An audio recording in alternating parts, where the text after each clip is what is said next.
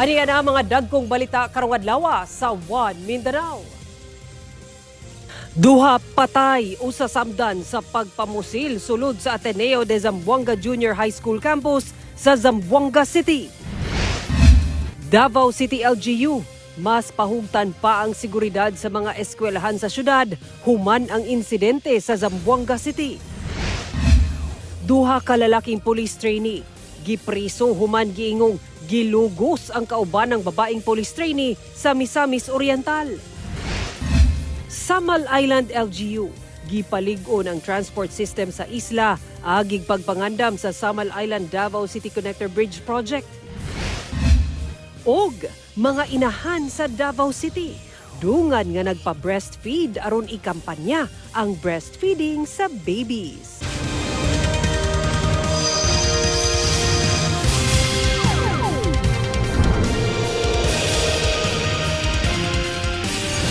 Maayong hapon Mindanao, ako si Sara Hilomen Velasco. Duha ang kumpirmadong patay ug usa ang samdan human usa ka estudyante ang namusil sa sulod sa usa ka campus sa usa ka pribadong tulunghaan sa Zamboanga City. Pahimangno mga kapuso, sensitibo ang mosunod nga balita. Duna say mga parte sa istorya nga gipahanap tungod sa ethical ug legal considerations. Ang detalye sa report ni Efren Mamak. Nagkaguliyang na kini mga estudyante human sunod-sunod nga buto sa armas ang nadungog sa sulod sa campus sa Ateneo de Zamboanga University Junior High School campus sa Barangay Tumaga, Zamboanga City, banda 7:45 Martes sa buntag. Sa pagresponde sa kapulisan, nagbuyod mo ang lalaking gituwang shooter nga usa ka grade 7 student sa usa ka andana sa maong school building. Duna kini mga igo sa bala. Sumala pa nga una kini nahitabo, gipusil sa maong estudyante ang laing grade 10 student nga lalaki sa usa ka classroom nga mao matud pa ang target ni ini kinsa dead on the spot sa crime scene. Tig usa ka Glock 9mm nga pusil ang na-recover gikan sa shooter ug sa biktima. After the clearing operation, nung secured na yung area at saka yung mga estudyante secure na rin po, no? So pina-allowed na yung makawi yung mga estudyante, no? Sinundo na rin po sila ng mga magulang o mga guardians nila. While dito po sa crime scene, no, na pinaprocess natin, so may dalawang fatalities dito, no, na isa na rin po yung shooter, and also may dalawa pong 9mm pistol din po nakita sa crime scene and mga empty shells din po. So ongoing pa yung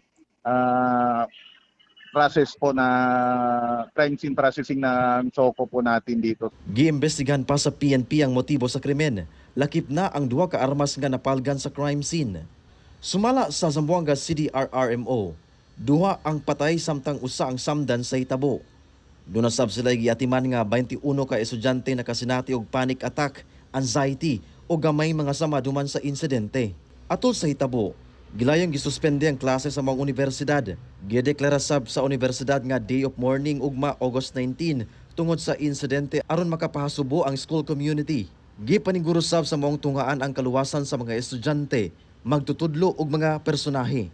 We recognize that this incident could cause a lot of deep concern and worry for our parents, our families, the guardians, for the students, their loved ones whom you can trusted ones.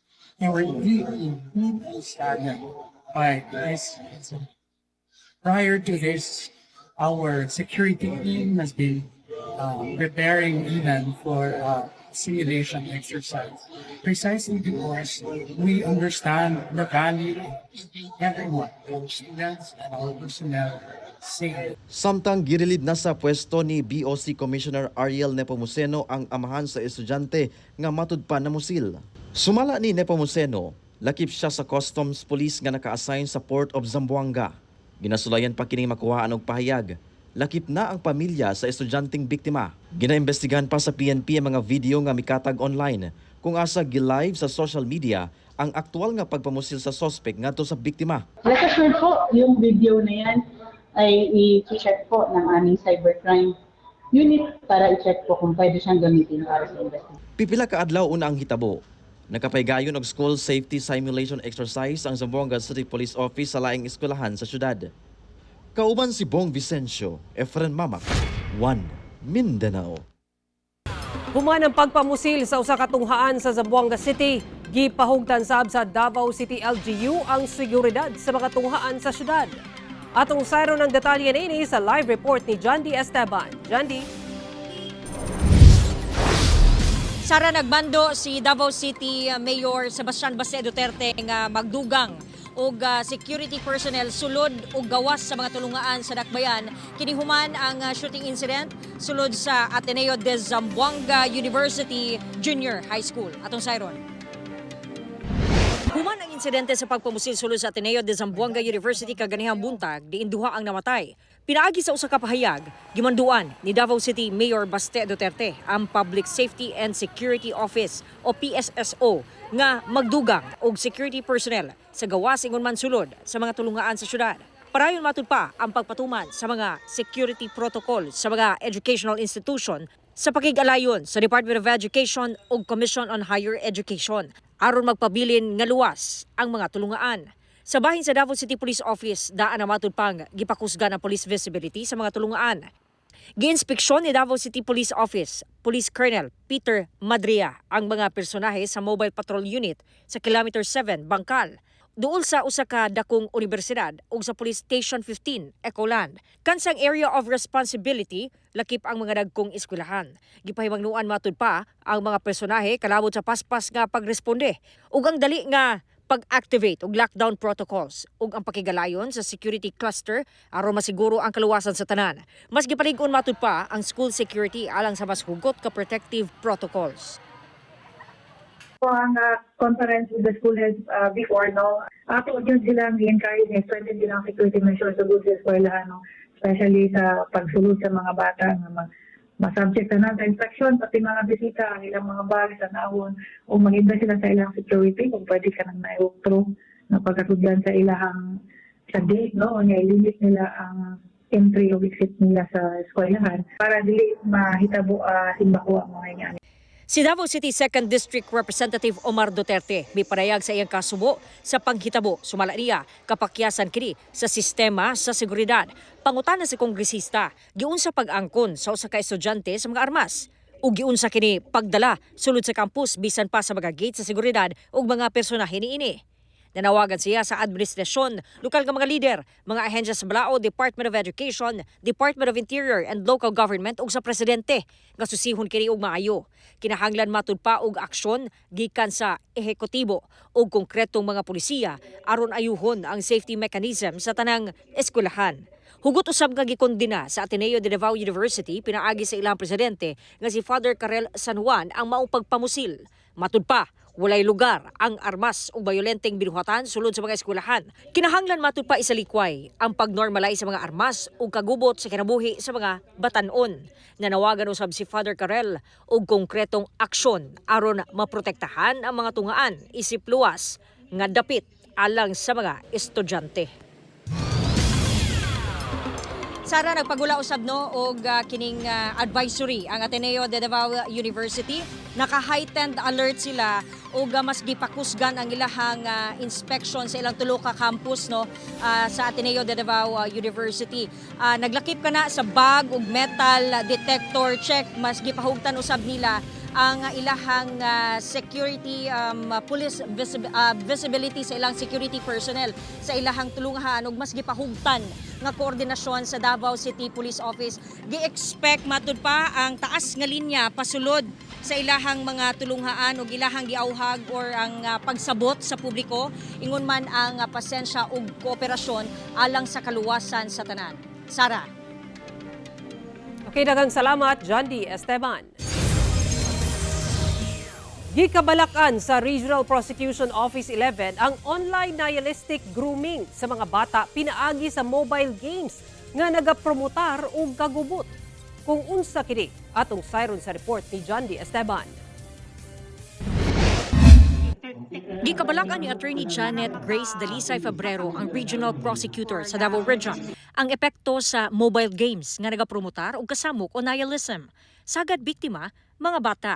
Gibutyag nga adunay mga Western members o mga langyaw nga nag-groom o nag-impluwensya sa mga bata aron mohimo og kagubot. We already have 13 intercepted cases of nihilism in the Philippines, involving children. These are children who got in too much in online gaming, and it turned out that they have already been groomed by Western members also of the influencing them to actually do some sort of vengeance ba to revenge on the so-called mga bullying that they have experienced in their schools. But these children usually are those have been neglected, so and already gave most of their time in the computer. Kadaghanan ang ilahang time na adito sa online. So it turned out that they have already been influenced by a certain group na sila yung community na mo na giniilahang promote sa hatred, anger, revenge, murag ka ng kulto ba? Like a cult. Giesplikar sa usa ka psychologist nga ang nihilism usa ka filosofiya nga nagtuo nga walay bili ang kinabuhi. Sagad ginapuntirya ni ini katong mga bata nga kuwang sa gugma ug giya sa ginikanan. In fact, nag-create na ang DOJ karon og technical working group para maka-contribute for the legislation. Apan wala pay partikular nga balaod sa nasod nga pwedeng musilot sa mong hulga. I-sustain lang namo katong instruction namo sa ilaha nga dapat permanente na ang inspeksyon ng mga gamit ng mga bata. And of course, ang random frisking. Kung call na nila, no, kung tanaw nila nga dapat i-search, then isa-search nila. Coordination with DepEd, no? And even sa CHED na to. Sa bahin sa Public Safety and Security Office o PSSO, gipanghingusgan nila ang pakigalayon sa kapulisan aron mapugnan ang kasamok sa mga tulunghaan. Nihilism, from the word itself sa Latin, I believe it's in Latin, it means nothing. So kani siya, ginabuhat din nila for nothing. There is a belief nga wala may values nga kinahanglan mag-prevail sa society. So ang nihilism, parisan pa gina siya extremist violent ideology, which means nga walay values ang society. So might as well maginubutay na lang ta diri. Ingana ang iyaha bitong prinsipyo. Gihimugatan nga ang pinakakusgan nga depensa batok niini kinahanglang magsugod-sulod sa panimalay pinaagi sa insaktong paggiya sa mga ginikanan. The number one na makaingon jud ko nga responsible for this and can stop this. Parents should spend time to their children. Particularly, parents should give regulations to their children. Make sure that ang bata po makakuha sa sense of value, ma-uplift iyang self-esteem pinaagi sa iyang parents, sa iyang direct family members, sa iyang school. Kauban si Bebot Kahes sa kamera, Jondi Esteban, 1 Mindanao.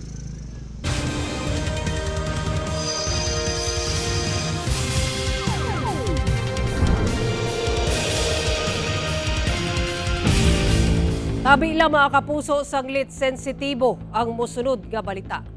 Duha ka mga lalaking police trainee sa Cagayan de Oro City Police Office ang gidakop human matud pa, gilugos ang ilang kaubanang babaeng trainee sab. Nahitabo matud pa ang insidente sa gitambungan nila nga team building activity sa usa ka resort sa Misamis Oriental. Nakaalerto si James Paulo Yap. Gitaktak na sa serbisyo ug mag-atubang pa og kaso ang duha ka mga lalaking police trainee nga pulos nagpailawom sa field training program kon FTP ubos sa Cagayan de Oro City Police Office. Sila ang ginatudlong suspect sa pagpanglugo sa kaubanan nilang babae nga police trainee sa usa ka beach resort sa Hasaan, Misamis Oriental niadtong August 14 sa kadlawon.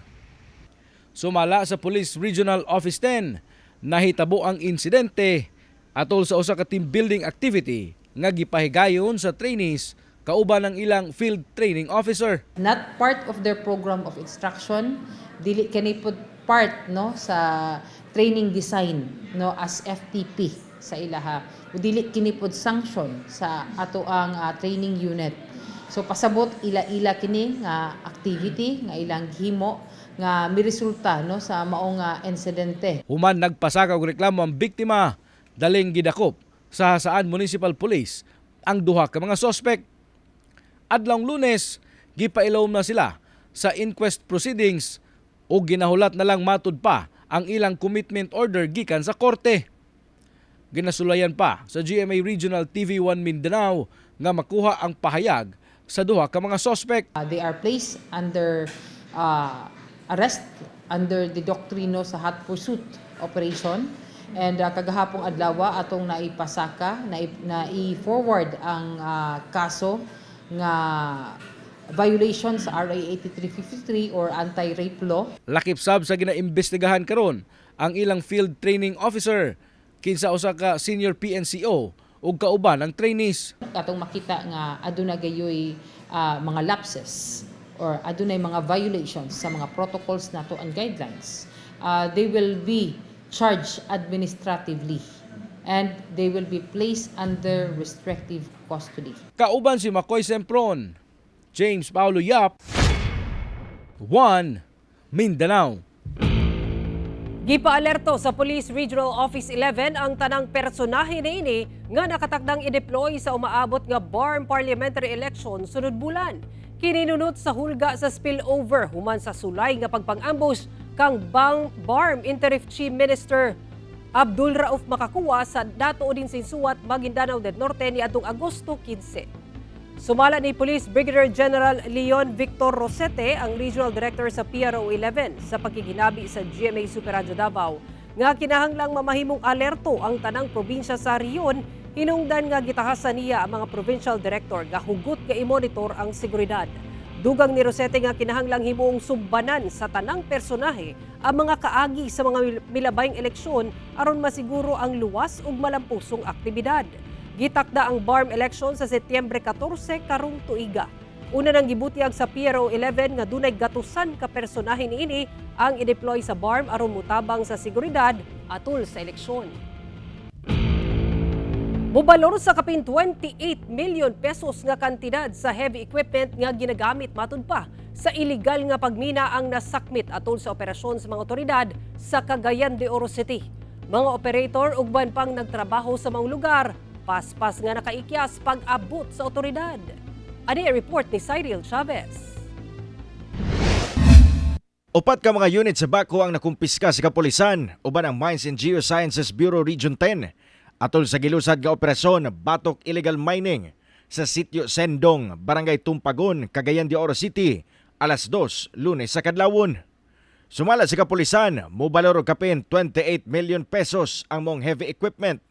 Nakadawat matud pa og impormasyon ang otoridad sa giingong illegal nga large-scale mining operation sa lugar, butang nga ilang giaksyonan. Pag-abot sa lugar, naobserbahan pa sa otoridad ang daw bag-o pang mga kinalot nga ebidensya sa pagmina. Pag-adto nila sa area no, diretso dayon ng dagan ang mga tawo nga nag-operate sa katong mga heavy equipment o ang uban is nag-sako sa mga gipanguha nga mga alleged nga mga mineral ores. Ana karon sa kustodiya sa MGB-10 ang mga heavy equipment. We are coordinating with other agencies aron nga atong mahibaluan usab kung kinsay mga tag-iya niining mga heavy equipment nga gigamit sa pag-engage sa illegal mining sa maong area. Padayon ang pag-ila sa kapulisan sa mga individual nga nagpaluyo sa illegal nga mining operation. Nagtuo kita nga adunay mga dagkong individual nga nagpaluyo gayod sa maong illegal nga kalihukan. Samtang sa laing operasyon, nadakpan kining tulo ka mga individual nga taga Maragusan, Davao de Oro.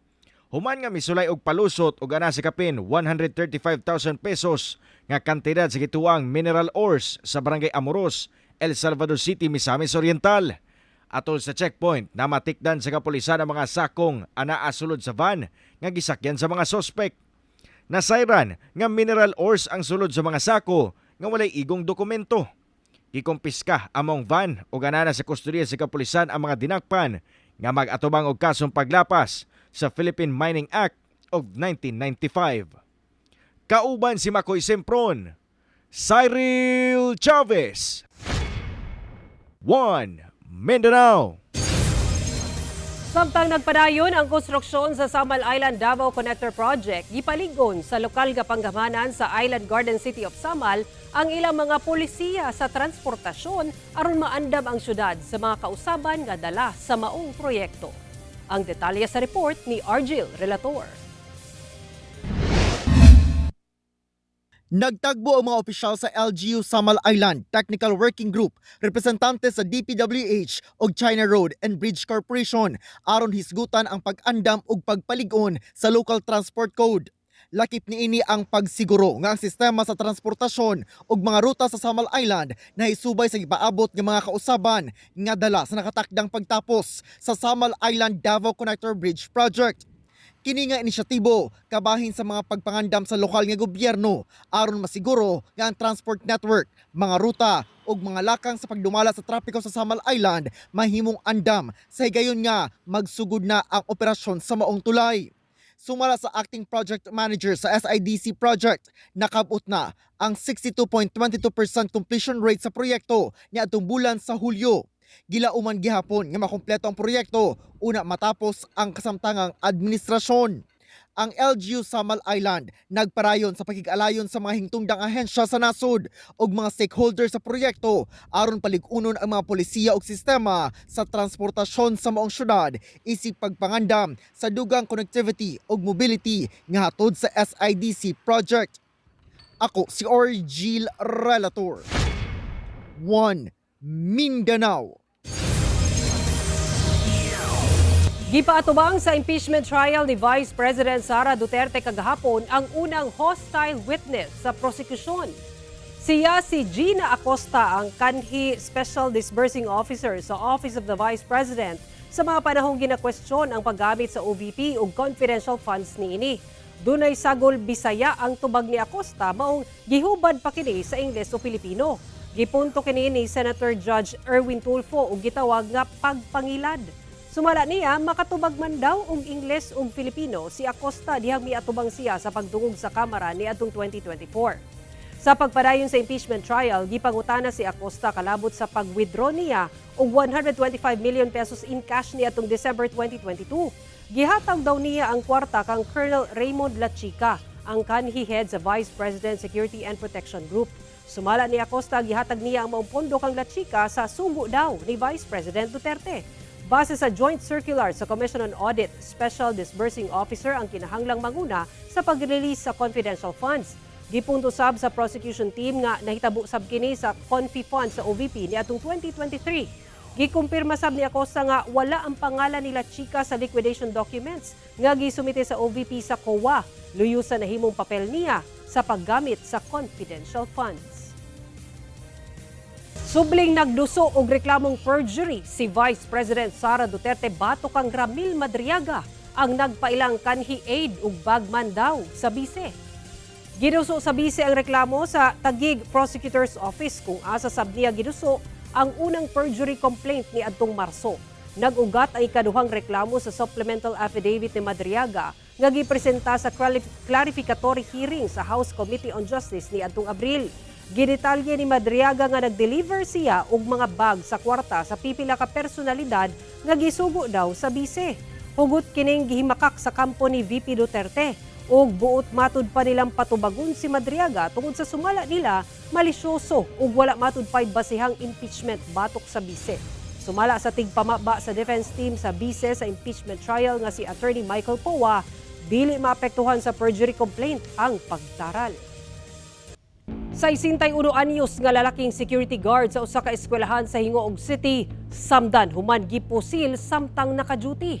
Riding in tandem suspects padayong ginapangita sa kapulisan. Naka-alerto si Cyril Chavez. Gipusil punting sa ulo ang 61 anyos nga lalaking security guard samtang naka-duty sa usa ka eskwelahan sa Hingoog City alas 4 Biyernes sa hapon. Kalit matod pa misulod ang gunman dayon pusil sa biktima og sibat sakay sa naghulat nga motorsiklo. Atong nakita sa atong investigation nga ang mga sospechado nga adunay personal nga kasuko no sa maong security, personal grudge. Na-recover sa crime scene ang usa ka basiyo sa .45 caliber. Padayon pang ginatambalan sa ospital ang biktima. Ginapangita pa sab sa Hingog City Police Station uban ang nagkadayang units ang riding in tandem suspects. Wala pa nadakpan sa pagkakaroon, ongoing ang atong investigation, and ang maong biktima ana pa sa hospital for recovery. Kauban si Makoy Sempron, Cyril Chavez, 1 Mindanao.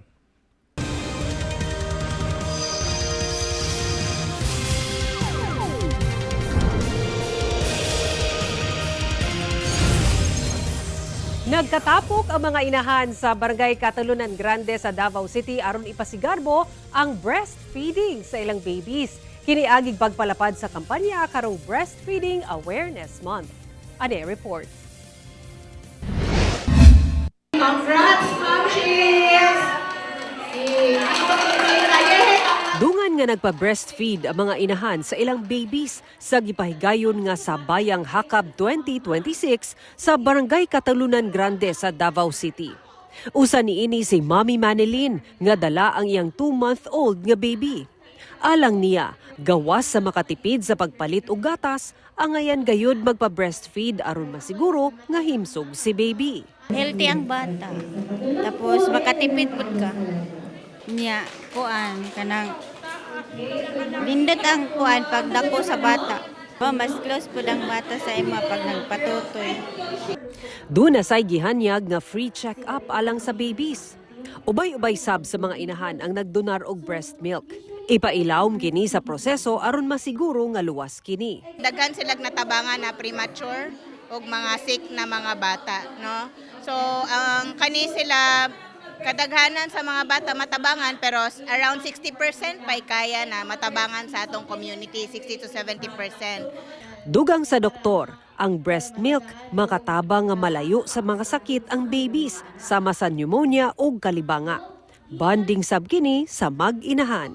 Wala gyud makatumbas sa breast milk. Wala gyud maski unsa nilag testing na ipareho ang breast milk, wala gyud katumbas ana, no? Ang gata sa inahan usa ka pinakamaayong gasa nga mahatag sa usa ka inahan sa iyang anak. Hinumduman nato nga ang breastfeeding dili lamang responsibilidad sa inahan, responsibilidad usab kini sa pamilya, komunidad ug tibuok katilingban sa paghatag og sa ginakinahanglan nga suporta. Kauban si Jojo Solarte ug Melchor Awing, Sara Hilomen Velasco. 1 Mindanao. Sobra libo ka rice ug corn farmers sa Samal Island ang nakadawat og 2,000 pesos nga cash assistance gikan sa Department of Agriculture Region 11. Sa pakigalayon sa LGU Samal Island, anaa sa 1,054 ka mga benepisyaryo gikan sa nagkariya barangay sa Samal ang nakadawat og tag 2,325 pesos nga cash assistance. 172 kanila ang rice farmers ug 882 ang corn farmers. Gipaygay ng payout sa Barangay Kawag Gym, kini kabahin sa Presidential Assistance for Farmers and Fisher Folks Program. Mamahimo ninyo makita ang episode pag-usab ug ban pang lokal nga balita pinaagi sa pagbisita sa official website sa GMA Regional TV o bisitahan ang among official YouTube channel ug i-click ang subscribe button para sa pinakauling balita sa mga rehiyon. Ug mao kato ang mga uling balita sa Mindanao karong adlaw. Daghang salamat sa atong mga kapuso sa Mindanao nga nagalantaw kanamo ug sa atong mga kapuso abroad. Kami ang GMA Regional TV 1 Mindanao. Walay gidapigan, walay giprotektahan. Kaniadto ug karon, serbisyong tinuod lang.